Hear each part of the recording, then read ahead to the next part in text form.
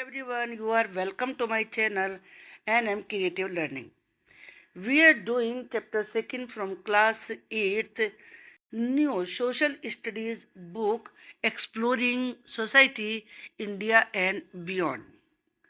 Already we have done two parts. Today we are doing third part of the chapter reshaping India's political map. Akbar declared emperor at the age of 13. ये 13 years के थे क्योंकि हुमायूं की death हो गई थी, तो 13 ईयर्स की एज में इसे बादशाह डिक्लेयर कर दिया गया upon his father Humayun's accidental death. Akbar set out to bring the entire subcontinent under Mughal control. अब अकबर ने शुरुआत करी कि वो पूरे सब कॉन्टिनेंट को, इंडियन सब कॉन्टिनेंट को मुगल कंट्रोल में लाएगा. हिज रेन का मतलब है राज्यकाल, was a blend of brutality and tolerance. उसका राज्यकाल, उसका शासनकाल एक अजीब मिक्सचर है जिसमें बहुत ज़्यादा निर्ममता है. ब्रूटलिटी कहते हैं निर्ममता को, और टॉलरेंस कहते हैं सहनशीलता को. Shaped by ambition and strategy. उसकी महत्वाकांक्षा भी थी और उसे युक्तियां भी आती थी कि किस तरीके से ये अपने सपने को पूरा कर सकता है. इन अर्ली कॉन्केस्ट, जो शुरुआती जीत थी, कॉन्केस्ट मतलब जीत, following many of his predecessors का मतलब जो उससे पहले रूलर्स हुए थे, उनके एग्जाम्पल को फॉलो करते हुए ही showed no mercy at the fort Chittor. उसने चित्तौड़ पर कोई दया नहीं दिखाई, जिसे चित्तौड़गढ़ कहा जाता है जो राजस्थान में है. विच ही besieged for more than 5 months in the face of determined resistance from the Rajput soldiers. besiege का मतलब होता है घेरा डालना.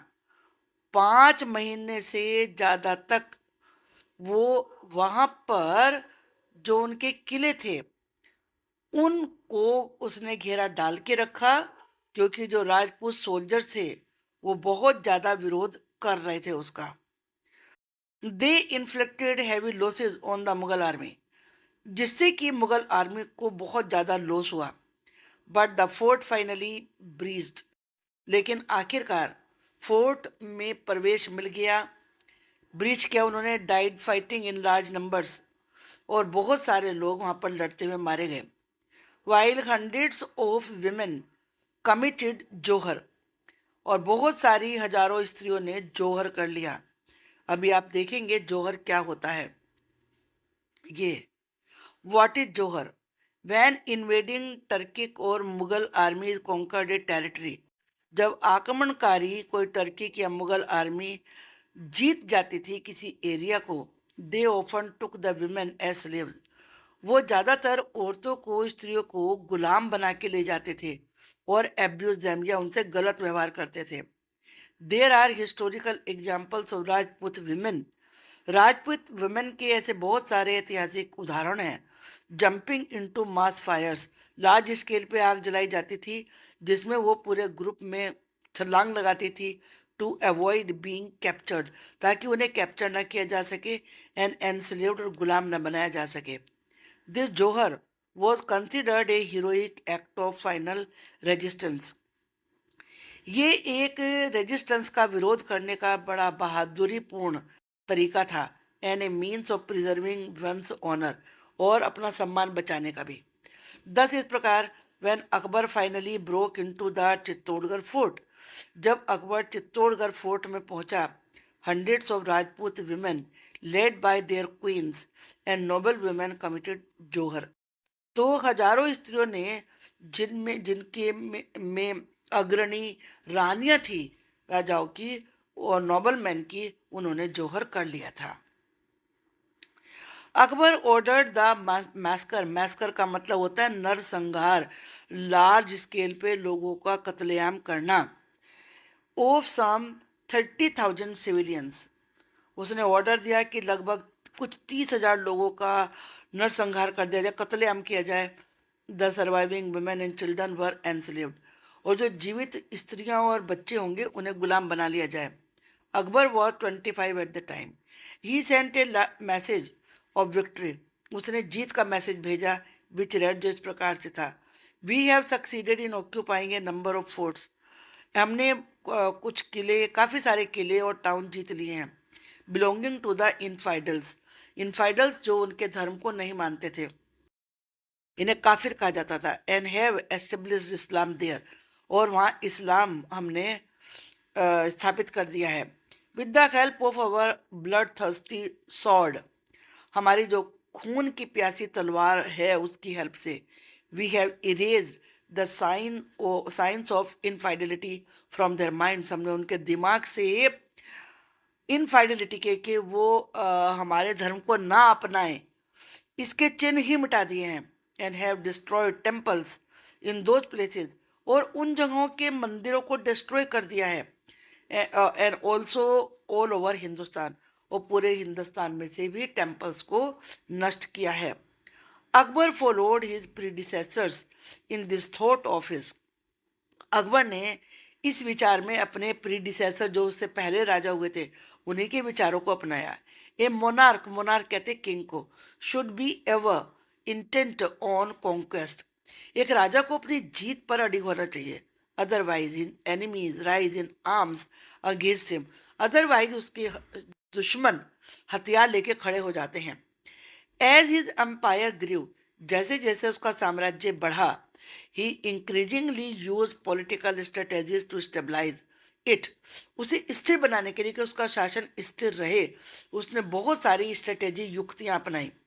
he entered into marriage alliances with the princes of neighboring kingdom, जो आस पड़ोस के राज्य थे वहां से उसने शादी के संबंध बनाए। welcomed Rajput and regional leaders into his court, अपने कोर्ट में राजपूत और दूसरे जो रीजनल लीडर थे उनका वेलकम किया। एबोलिश द जिजिया, जो जिजिया टैक्स लगाते थे उसको हटा दिया। And promoted the doctrine of sulh kul, sulh कुल के सिद्धांत को अपनाया। अब सुलह कुल क्या है? सुलह कहते हैं शांति को, कुल का मतलब सबके साथ, लिटरली पीस विद ऑल, और टॉलरेंस ऑफ ऑल फेथ्स, सभी धर्मों के प्रति सहनशीलता। थ्रू इंटरफेथ डायलॉग्स, आपस में सभी धर्मों के बातचीत से, appointment of Hindu officials in high positions, और हाई पोजीशंस पर हिंदू अफसरों को तैनात करके, अपॉइंट नियुक्त करके, एंड अदर बोल्ड रिफॉर्म, दूसरे सुधार करके Akbar expanded and establish empire, Akbar ने अपने एम्पायर को बढ़ाया, स्थिर भी बनाया।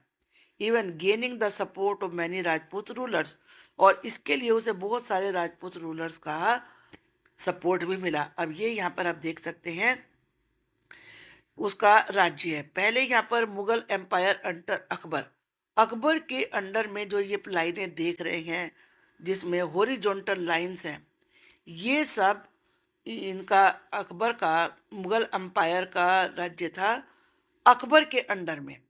मुगल एक्सपेंशन अंडर औरंगजेब, जब औरंगजेब आया 1700 में, तो जो आप ये लाइनें देख रहे हैं ये वाली इस तरह की, जहां तक राज्य बढ़ गया। राजपूत टेरिटरीज 1751, और 1751 में जो राजपूत टेरिटरीज थी वो भी इसके कंट्रोल में आ गई। ये आप देख सकते हैं। अहोम किंगडम 1826 में आया, जो कि ये असम में है, तो ये वाला क्षेत्र था। सिख एम्पायर 1839 में आया, जो कि ब्लू कलर से दिखाया, ये सिख एम्पायर था जिसमें मुल्तान, लाहौर, ये अब पाकिस्तान में है ये वाला एरिया। देखते हैं ऑलमोस्ट पूरे हिंदुस्तान पर, थोड़े से एरिया को छोड़कर, ये वाला एरिया छोड़कर सब जगह इनका मंगोलों का राज्य था। His court historian and biographer Abul Fazl recorded him as stating formerly, I persecuted men into conformity with my faith। जो इतिहासकार थे उसके कोर्ट के और जो उसकी आत्मकथा भी लिख रहे थे अबुल फजल, उन्होंने लिखा है कि पहले तो मैंने अपने धर्म में उनको लोगों को लाने के लिए परसिक्यूट या दंड दिया, एंड डीम्ड इट इस्लाम, मैंने समझा कि यही इस्लाम है। As a grew in knowledge, जैसे जैसे मेरी नॉलेज बढ़ी, I was overwhelm with shame, तो मैं शर्म से भर गया। Not being a Muslim myself, इसलिए नहीं कि मैं एक मुस्लिम हूँ। It was अनमीट। अनमीट का मतलब आप मतलब अनुचित, ये अनुचित था। To force others to become such, कि मैं दूसरों को ऐसा बनने के लिए विवश करूं। What constancy is to be expected from proselytes. मतलब प्रोजलाइट्स किसे कहेंगे? कन्वर्टेड पीपल, जिनका धर्म बदला हो ऑन कंपल्शन, जबरदस्ती। कि ऐसे जिन्हें जबरदस्ती करके जिनका धर्म बदला हो, उनसे हम क्या उम्मीद कर सकते हैं। हिज लॉन्ग रेन, रेन का मतलब राज्यकाल, लास्टेड 50 years, 50 साल तक चला उसका राज्य। 1556 to his death in 1605, while its middle period was relatively peaceful, जो बीच का पीरियड था वो शांतिपूर्ण था। The final 15 years involve fresh military campaigns, लेकिन बाद के 15 सालों में फिर दोबारा से चढ़ाइयाँ होने लगी, मतलब मिलिट्री अभियान चलाए जाने लगे, अटैक किया जाने लगा इन कश्मीर, सिंध, डेक्कन और अफगानिस्तान में। अब आप सोच सकते हैं कि कितना बड़ा साम्राज्य था। जहां आज अफगानिस्तान है वो इंडिया में था, और पाकिस्तान, बांग्लादेश, ये तो हाल ही की बातें हैं। तो बहुत बड़ा था, इसीलिए इंडिया सब कॉन्टिनेंट कहते थे। ये पेंटिंग है यहाँ पर अकबर के कोर्ट की, जिसमें वो स्कॉलर्स का सम्मान कर रहा है। ये यहाँ पर ये दिखे हैं, और यहाँ पर ये दिखाया इन्होंने, इंक्लूडिंग 2 जेस्यूट्स, जो कि ब्लैक कलर में के क्लोथ पहने हुए हैं ये। Compare the map in figure 2.3, 2.12, 2.16. What differences do you notice? What is the meaning of reshaping that has occurred? Reshaping का मतलब आप यहाँ पर तीनों मैप में देखेंगे कि कैसे इनके कितना एरिया इन्होंने कवर कर लिया था। ये आपका 2.16 है। तो इन तीनों मैप से देखकर आप ये खुद जज कर सकते हैं कि कैसे कैसे जब जैसे जैसे नए नए रूलर्स आए, तो उन्होंने किस प्रकार से इंडिया के मैप को बदला है। द 5 स्टोरीड मंच महल एट फतेहपुर सीकरी, 5 स्टोरी हैं इसमें। A city built by Akbar near present day Agra, जहाँ आज आगरा है वहाँ पर फतेहपुर सीकरी बनाया था अकबर ने। डिस्पाइट बीइंग इलिटरेट, ये कितनी आश्चर्य की बात है कि अकबर अनपढ़ था, इलिटरेट था। Akbar became keen to explore Persian and Indian text, फिर भी उसे जो पर्शियन भाषा में लिखी हुई और इंडियन किताबें थी, उनको जानने का बड़ा शौक था। Showed great interest in classical Indian thought, जो क्लासिकल इंडियन थॉट थे उसमें उसकी बहुत रुचि थी। Often invited scholars to his court, अक्सर विद्वानों को अपने कोर्ट में बुलाता। He establish a house of translation at Fatehpur Sikri, उसने फतेहपुर सीकरी में जो एक भाषा से दूसरी भाषा में ट्रांसलेट करें, एक ऐसा हाउस ऑफ ट्रांसलेशन भी बनाया था। Where he had major Sanskrit text translated into Persian, जहाँ जो मेन संस्कृत की किताबें थी उनको पर्शियन में ट्रांसलेट किया गया था, इंक्लूडिंग द महाभारत, जिसका नाम राजम नामा था in Persian, the book of war, the Ramayana with 176 beautiful miniature paintings, इसे पेंटिंग के द्वारा बनवाया था, इसकी पेंटिंग्स बनवाई थी। The Bhagavad Gita and the Panchatantra. Akbar son Jahangir shared with his father a love for art, Akbar का बेटा था जहांगीर, उसे भी आर्ट में बहुत लगाव था अपने फादर की तरह से, और आर्किटेक्चर में भी। आर्किटेक्चर होता है गृह निर्माण कला, बिल्डिंगें बनवाना। And try to expand the empire into the Deccan, और उसने डेक्कन में अपने साम्राज्य को बढ़ाने की कोशिश करी। His son Shahjahan fought several rebellions, उसके बेटे शाहजहां को बहुत सारे विद्रोह का सामना करना पड़ा।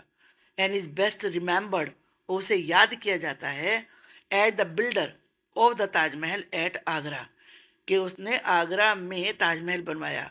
The Taj Mahal is even today recognised as one of the great architectural marvels of the world, आज भी इसे अद्भुत अपनी आर्किटेक्चर के लिए जाना जाता है। This period form the peak of an immense flowering of art and architecture, ये गोल्डन पीरियड था आर्ट का और आर्किटेक्चर का, which included the building of Humayun's tomb, उसने हुमायूं की कब्र बनवाई इन दिल्ली में, and the red fort in Delhi and Agra, Other classical art and music of India also flourished during this period. इस पीरियड में और दूसरे आर्ट और म्यूजिक भी आगे बढ़े, as also remarkable works of calligraphy and miniature painting. Calligraphy होता है अलग अलग डिजाइनदार शब्द बनाकर कुछ लिखना, और मिनिएचर पेंटिंग होती छोटी छोटी पेंटिंग्स। यहाँ पर आप एक ये मिनिएचर पेंटिंग देख रहे हैं, illustrating the Persian translation of the Ramayana and depicting the well-known episode of Rama chasing golden deer। इस प्रकार से ये पर्शियन में लिखा हुआ है, और ये लॉर्ड राम है, ये डियर के पीछे उसको चेज करते हुए जा रहे हैं। अब आता है पीरियड औरंगजेब का। वी मेंशन अर्लियर, हमने पहले जिक्र किया है, the frequent wall and successions during the sultanate period, कि बहुत सारे सल्टनेट पीरियड में सक्सेशंस हुए और सब मार के ही एक दूसरे को आगे बढ़ते। सक्सेशन का मतलब दोबारा से सिंहासन पर, गद्दी पर बैठना। This was repeated during the succession of Shahjahan. Shahjahan के पीरियड में भी ये बात फिर दोबारा से शुरू हो गई। वो फेल इल इन 1657, जो कि 1657 में बीमार हो गया। He wish the throne to go to Dara Shikoh, वो तो ये चाहता था कि दारा शिको उसका बेटा बने बादशाह, जो कि उसका एल्डेस्ट सन था। बट दाराज यंगर ब्रदर, लेकिन दारा का छोटा भाई भी था जिसका नाम था औरंगजेब। उसने defeated him in A series of battles, उसने उसे युद्ध में हरा दिया। And eventually executed him, execute होता है फांसी पर चढ़ाना, उसे फांसी पर चढ़ा दिया। Presenting his severed head to their father. अब देख सकते हैं कितने नृशंस लोग थे ये, और अपने फादर को उसका कटा हुआ सिर पेश किया। सिवियर का मतलब होता है कटा हुआ। Aurangzeb also removed his two other brothers, Aurangzeb ने इसी प्रकार से अपने दो और भाइयों को भी अपने रास्ते से हटा दिया।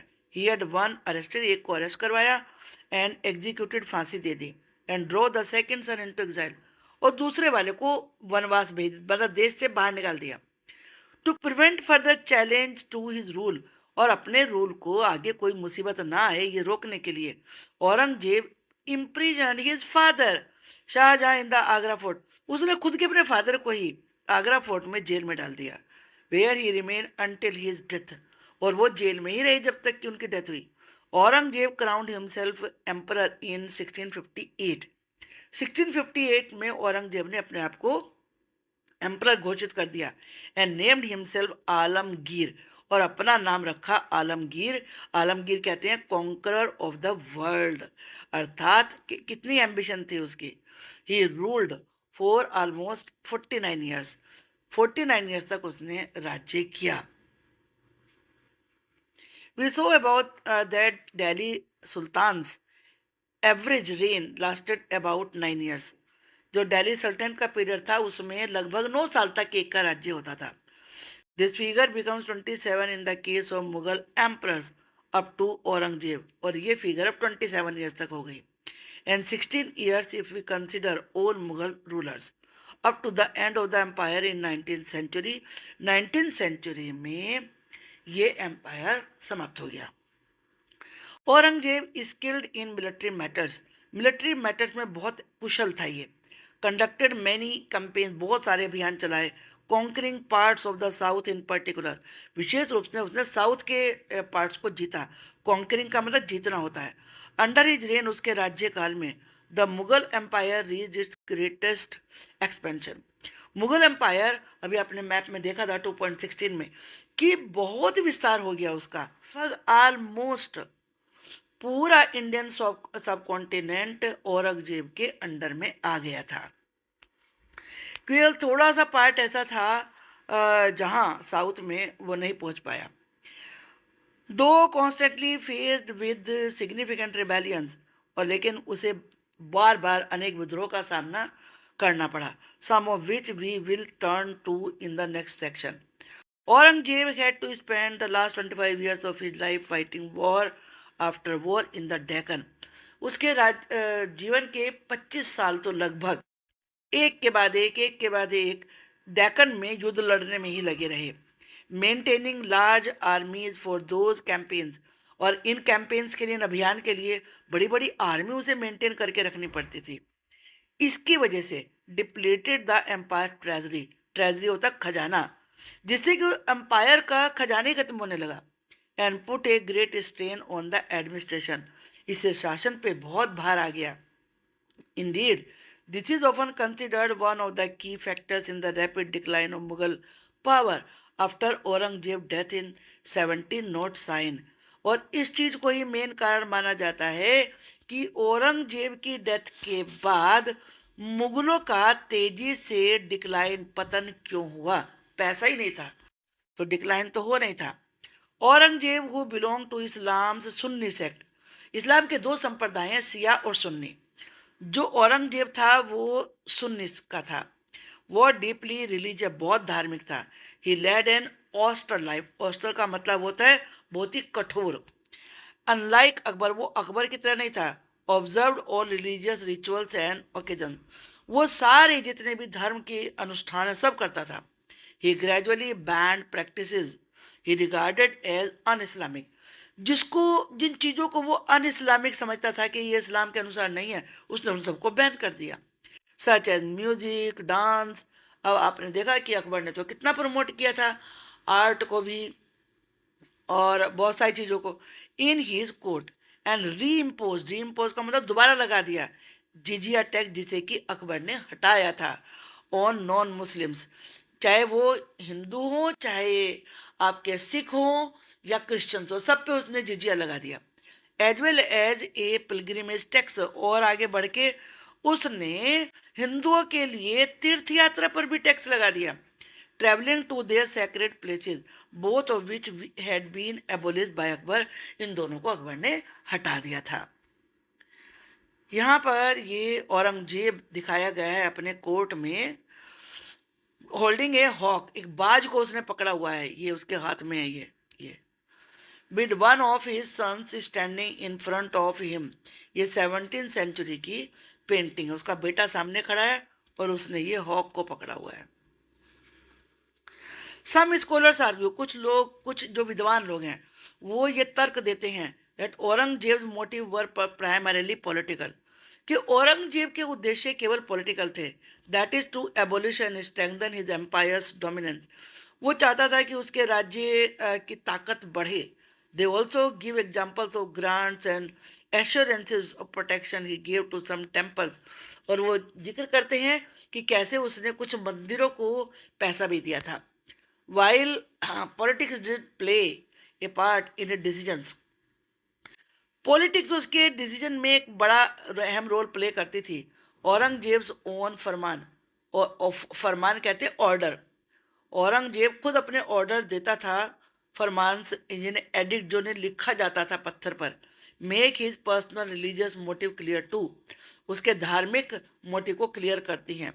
इन 1669 for instance he ordered governors of all provinces to demolish schools and temples of the infidels, उसने अपने सारे ही जितने भी अलग अलग प्रोविंस थे, प्रदेश थे, उनके गवर्नर को ऑर्डर दिया कि जो इस्लाम को मानने वाले नहीं हैं उन सब के स्कूल और टेम्पल गिरा दिए जाएं। Put down their teachings and religious practices, और उनके शिक्षाओं को बंद कर दिया जाए। टेम्पल्स एट बनारस, जिसे आज प्रेजेंट डे में वाराणसी कहा जाता है, Mathura, Somnath, among other many other, बहुत सारे और भी मंदिर थे, वह डिस्ट्रॉय, नष्ट कर दिया। As well as Jain temple, Jain temples को भी, सिख गुरुद्वारास को भी। This aspect of Aurangzeb was also visible in his persecution, persecution का मतलब है दंड, of Muslim of other sects, जो दूसरे सेक्ट के मुस्लिम थे, यानी कि सिया वाले, जिसमें सूफी थे, जोरेस्ट्रियन से, जो कि रिलीजन पारसी का रिलीजन था इंडिया में ओरिजिनली, जो कि पर्शिया से आए थे, उनको भी उसने दंड दिया। In he last letters to two officers, अपने 2 लेटर जो उसने अपने बेटों को लिखे थे, औरंगजेब रोट, आई केम अलोन, मैं अकेला आया था। एम गोइंग अवे अलोन, अकेला ही जा भी रहा हूँ। I know not what I am, मैं नहीं जानता मैं कौन हूँ। What I have been doing, मैं क्या कर रहा हूँ। I have not done well for the country, मैंने देश के लिए अच्छा नहीं किया और प्रजा के लिए भी। And of the future there is no hope, भविष्य में कोई उम्मीद भी नहीं है। I was helpless in life, में अपने जीवन में भी हेल्पलेस था, and I am departing helpless, जब दुनिया से जा रहा हूँ तब भी हेल्पलेस हूँ।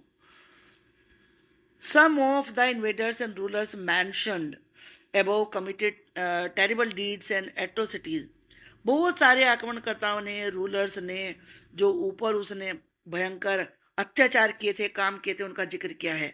Many more could have been mention, हम यहाँ बहुत सारे और भी लेसन में बता सकते थे। As the note on history of darker chapters on page 20 makes clear, we must keep in mind that this is about people of the in the past, not people of today. ये पहले के लोगों की बातें, आज के नहीं। We need to know the facts of the past, हमें पास्ट के फैक्ट्स को जानना है। And the victims of this atrocities, और जो इन अत्याचारों के पीड़ित लोग थे, विक्टिम्स कहते हैं पीड़ित, डिजर्व अवर रेस्पेक्ट, हमें उन्हें रेस्पेक्ट देना है, रिमेम्बरेंस याद करना है। But it is important to keep in mind, लेकिन ये भी दिमाग में रखना इम्पोर्टेंट है, that we today bear no responsibility for actions of individuals hundred of years ago, कि जो हजारों साल पहले किया गया था, कई सौ साल पहले किया गया था, उसके लिए हम किसी पर आज ये जिम्मेदारी नहीं डाल सकते कि उनकी वजह से हुआ। Resistance to the Mughals, resistance का मतलब विरोध, मुगलों का विरोध। Let us survey some of the major rebellions, कुछ विद्रोह हुए, उनका जिक्र करते हैं। That ended up eroding the Mughal power, erode का मतलब खत्म करना, जिससे कि मुगलों की पावर खत्म होती चली गई। Keeping the special case of the Maratha for the next chapter, Maratha ने कैसे रिबेलियन किया था उसको अगले चैप्टर में पढ़ा जाएगा। Over the centuries many peasant communities, peasant कहते हैं किसानों को, फार्मर्स को, रिबेल्ड अगेंस्ट हार्श एक्सप्लोटेशन, जो मुगल थे वो बहुत किसानों का एक्सप्लोटेशन करने लगे थे, तो किसानों के ग्रुप बन गए, उन्होंने रिबेलियन किया। One such case in the 17th century involve Jat peasantry, जिसे present day western Uttar Pradesh में है, ये हरियाणा में और ईस्टर्न राजस्थान में, who manage to kill an oppressive officer of the Mughal administration, इन्होंने मुगल एडमिनिस्ट्रेशन के एक ऑफिसर को मार दिया था जो बहुत अत्याचारी था। In a subsequent battle 20,000 men confronted the Mughal army, इस युद्ध में 20,000 लोगों ने मुगल आर्मी का सामना किया। कन्फ्रंटेड का मतलब सामना करना। फोर्ट वैलेंटली, बहादुरी से लड़े, but their Jat leader was killed, लेकिन उनका जो जाट लीडर था वो मर गया। एंड द रिबेलियन सप्रेस्ड, और फिर इस विद्रोह को दबा दिया गया। मैंने ट्राइबल ग्रुप, बहुत सारे ट्राइबल ग्रुप भी थे, भील, गोंड, संथाल्स और Koch for instance also fought back against attempt to annex their territory, ये भी लड़े मुगलों से जब उन्होंने इनके एरिया को अपने एरिया में जोड़ना चाहा। एनेक्स का मतलब होता है अपने एरिया में मिला लेना, या फिर इम्पोर्ट टैक्सेस ऑन देम, या उन पर टैक्स लगाया। While some of these groups were subdued, इनके सबड्यू का मतलब हरा देना, दबा देना, कुछ को तो हरा दिया गया। Gradually integrated into the Delhi सल्तनत और द मुगल एम्पायर, और उन्हें या तो मुगल एम्पायर में या फिर दिल्ली सल्तनत में मन कर दिया, मतलब अपने कंट्रोल में ले लिया। स्पेशली दोज इनहैबिटिंग फॉरेस्टेड हिली और रिमोट रीजन, जो इनहैबिट का मतलब रहना होता है, जो फॉरेस्ट में, हिली और दूर के एरिया में रहते थे।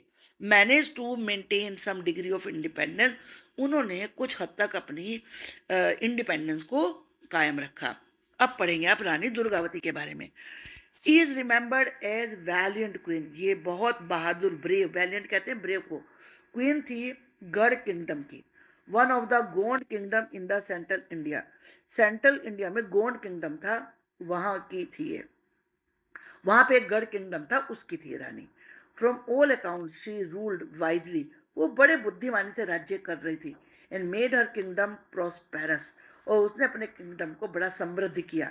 She kept an army of 20,000 soldiers and 1,000 elephants with which she repelled several attempted invasion, और इनसे उसने बहुत सारे इन्वेजन्स का सामना किया।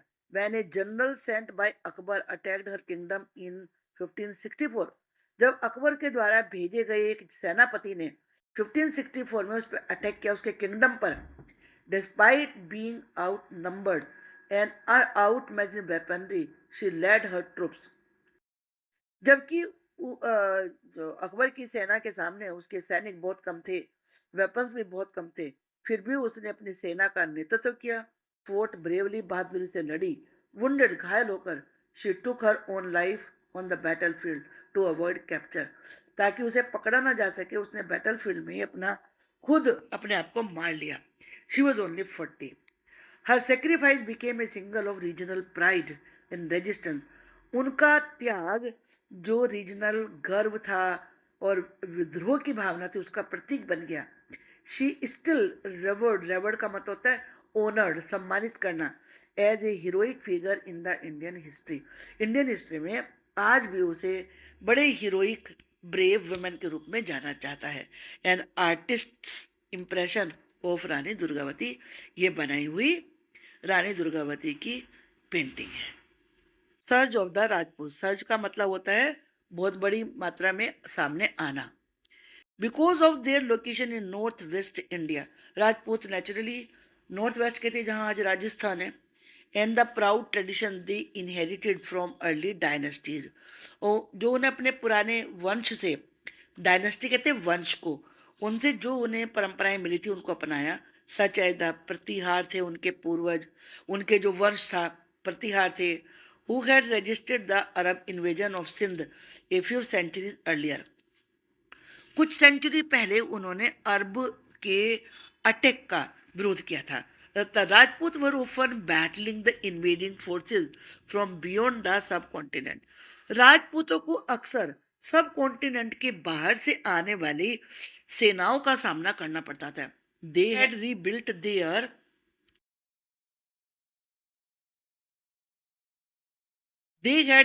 There kingdom after the Khiljis conquest, Khilji की जीत के बाद उन्होंने अपने राज्य को दोबारा से बनाया। टू मेजर क्लैंस, दो बड़े बड़े वंश emerged in this process in the Mewar and Marwar region में। Inspirational stories of their heroic deeds are still told today, in particular through popular ballads, ballads कहते हैं लंबी कविता को जिसे गाया जा सके। अभी भी उनके हीरोइक डीड के बारे में, वीरता के बारे में गाया जाता है। Among the valorous, valorous का मतलब brave rulers, those clans produced, we met Rana Kumbha earlier और राणा सांगा early 16th century, unified several Rajput clans, उसने बहुत सारे राजपूत वंशों को एक साथ इकट्ठा किया। Won many battles against sultan, सुल्तान के विरुद्ध बहुत सारे बैटल जीते। Ultimately meeting defeat against Babur at the battle of Khanwa, battle of Khanwa में आखिरकार उसकी हार हुई। ऑल्दो ही इनहेरिट, यहाँ पर एक पिक्चर दिखाई है, an artist impression of the battle of Haldi Ghati from Udaipur palace, ये हल्दी घाटी के बैटल का सीन यहाँ पर दिखाया गया है। Although he inherited a wounded kingdom from his predecessors, predecessors होते जो पहले वाले राजा थे, पहले आने वाले, उनसे एक घायल राज्य, यानी कि जो बहुत ही ज़्यादा नुकसान में था, जहाँ पर बहुत कम सोल्जर बचे थे, ऐसा राज्य मिला। Mewar ruler Maharana Pratap refuse to accept Mughal suzerainty, suzerainty मतलब होता है पावर, उनकी अथॉरिटी को, उसकी पावर को मानने से मना कर दिया। किसने? महाराणा प्रताप ने। And became the face of Rajput resistance, और इस प्रकार से राजपूतों के विरोध का मेन चेहरा बन गए। एक confrontation took place at the Haldi Ghati पास, हल्दी घाटी पास में अरावली हिल्स में 1576 में आमना सामना हुआ। कन्फ्रंटेशन कहते हैं आमना सामना। Although the Mughal army had upper hand, Mughal army ज़्यादा मात्रा में थी, नेचुरली वो ज़्यादा पावरफुल सिद्ध हुए। महाराणा प्रताप एस्केप्ड, महाराणा प्रताप भाग गए, and pursued for years guerrilla warfare, और फिर गुरिल्ला वारफेयर करते रहे वो मुगलों के against from the Aravalli hills. अब गुरिल्ला वार क्या होता है? यहाँ पर लिखा है ये इस स्टाइल ऑफ फाइटिंग, फाइटिंग का स्टाइल होता है where small groups with knowledge of the terrain एक लोगों का छोटा सा ग्रुप जिसे कि उस एरिया की पूरी नॉलेज होनी चाहिए, कैरी आउट सरप्राइज अटैक्स, वो एकदम से अटैक करते हैं छिपकर और बड़ी आर्मी को इस प्रकार से हरा देते हैं। रहते हुए लिविंग इन हार्श कंडीशन, उन्हें बहुत मुश्किल कंडीशन का सामना करना पड़ा, but firm on his independence, लेकिन आज़ादी के लिए दृढ़ थे। इट इज़ नॉट वर्दी, ये यहाँ पे नोट करना जरूरी है, that Maharana Pratap received strong support from the Bhils, कि भीलों से महाराणा प्रताप को बहुत ज़्यादा सपोर्ट मिला था। वो not only joined his troops, वो उसकी ट्रूप्स में भी शामिल हुए महाराणा प्रताप की, एज आर्चर्स, तीरंदाज के रूप में, but also contributed their knowledge of the terrain, और उस एरिया की नॉलेज भी उन्हें दी। Their service on other occasions too, और दूसरे मौक़ों पर सेवाएं भी दी, earn them a respected place in Mewar military tradition. इस प्रकार से मेवाड़ की मिलिट्री परंपरा में उन्हें एक प्रमुख स्थान मिला। As the Mewar emblem shows, ये मेवाड़ का एम्बलम है। तो यहाँ पर आप देख सकते हैं कि भील वॉरियर लेफ्ट साइड में दिखाया गया है, ये है। While some Rajput state eventually allied with the Mughals, कुछ राजपूतों ने मुगलों के साथ संधि कर ली, दो through diplomacy and marriage alliances, शादी करके या उनको उनकी मतलब स्वीकार करके कि हाँ भाई आप ही हमारे बादशाह हैं। कुछ राजा ऐसे होते थे कि वो कह लेते थे राज तो वही करेंगे, लेकिन बादशाह उन्हें वो मुगलों को ही मानेंगे, तो ऐसे उसे कहते थे डिप्लोमेसी से। Some specially Mewar did not accept Mughal dominance, लेकिन मेवाड़ ने कभी नहीं मुगलों की डोमिनेंस को स्वीकार किया। ड्यूरिंग औरंगजेब्स रेन, रेन का मतलब राज्यकाल, शासनकाल, औरंगजेब के राज्यकाल में, शासनकाल में, सेवरल राजपूत नोबल्स रिबेल्ड, बहुत सारे राजपूत नोबल्स ने विद्रोह किया, including Durgadas Rathore of Marwar, who fought to protect the independence of Jodhpur, जो कि जोधपुर की आज़ादी के लिए रक्षा करते हुए लड़े। मुगल अथॉरिटी दस रिमेन लिमिटेड इन राजस्थान। इस प्रकार से मुगलों की पावर, मुगलों की जो अथॉरिटी थी वो राजस्थान में लिमिटेड ही रही। अब आगे का जो रिमेनिंग पार्ट है वो लास्ट, इसका हम पार्ट बनाएंगे, उसमें एक्सप्लेन करेंगे। मुझे पूरी उम्मीद है you are enjoying this video और आपको लेसन समझ में आ रहा होगा। Thank you.